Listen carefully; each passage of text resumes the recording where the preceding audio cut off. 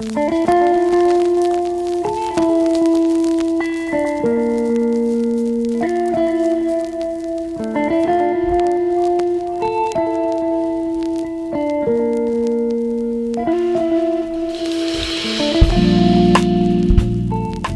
cross shape and symbolism, way before Christianity, represented many different things that we don't even think about.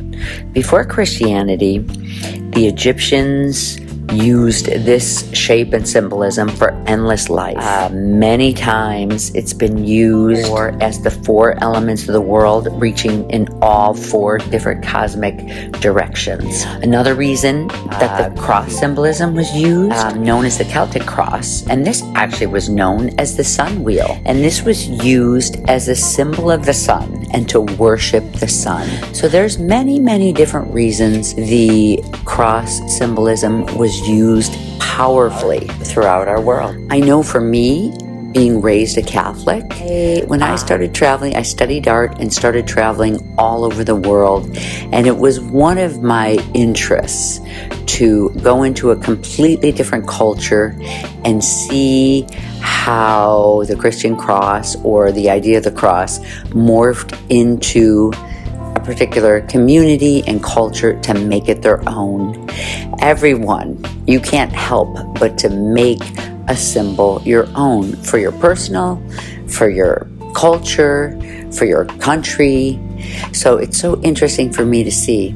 Like, think, for example, when I would go into the Southwest, into Santa Fe, deeper down into Mexico, crosses are so big. You could wear really big crosses on your neck, and hang on the walls, and really gigantic sizes you'll see in the Southwest in the United States. Also, it's like I've been into Italy and into France and these areas in Europe where the cross is teeny tiny, and it is considered so tacky to wear such a large cross. And I have went into just different bedrooms and living spaces and living rooms where tiny little crosses, or the crucifixes, just hung on the wall with a big open space. So it's so interesting to me. In my work, I love doing crosses as hollow forms, because not only can you put the power of the sun wheel in there, the power of your own symbolism and what you think of the cross symbolism, but it could be just really known like as a compass with the four symbols in there too. I love doing them with hollow forms because I can put my own messages inside, and when they're worn, they're very powerful.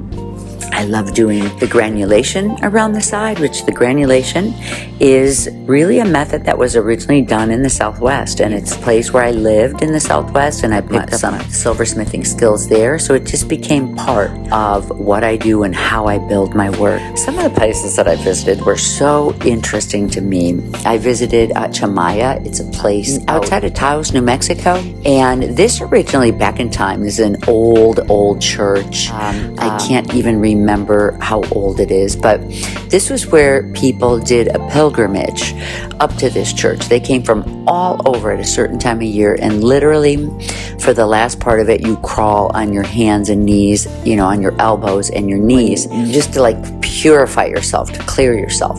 When you get inside this church, you can't take photos, but it's one of the most fascinating churches that I have visited, because here there is holy dirt in the back. I was always used to holy water, but in this church there are people that have left crutches behind because they were healed.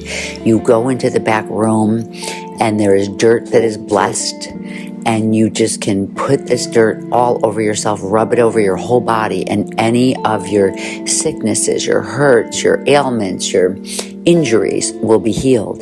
This church is filled with pictures of children who were healed, crutches left behind, casts left behind, all types of people that just discarded because they didn't need it any longer, because they said that they were healed from this blessing. Really, it's a blessing. So that so fascinated me. From there, I got two beautiful crosses. One of them that was literally made out of barbed wire. And Another one that had these beautiful little river rocks in there, big size river rocks, because you can get a big size. Remember, this is the Southwest. I've gotten crosses from Mexico that were made of beautiful sterling silver with gems embedded.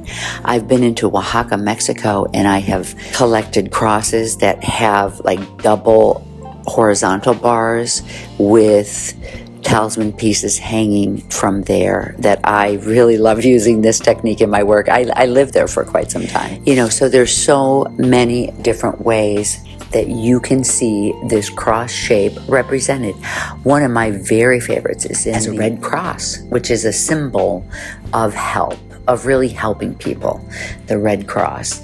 I really enjoy using this in my work, and it's like a plus sign. To me, I can use these small little even horizontal and vertical lines as a plus sign, which to me really, really is important to me as abundance. It really is abundance. You're adding.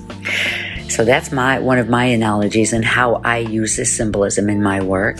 So this body of work that I have in this line is full of all different shapes and symbolism, but specifically hollow forms where I have really embedded energetically a whole new form of freedom called creativity. So for me, this is a subject that I really have been working on recently. So of course you can find it throughout my work. These hollow forms and empty spaces inside of these forms really hold the energy of creativity, which is the next step you need for freedom. The next step really in building whatever type of life that you want anywhere.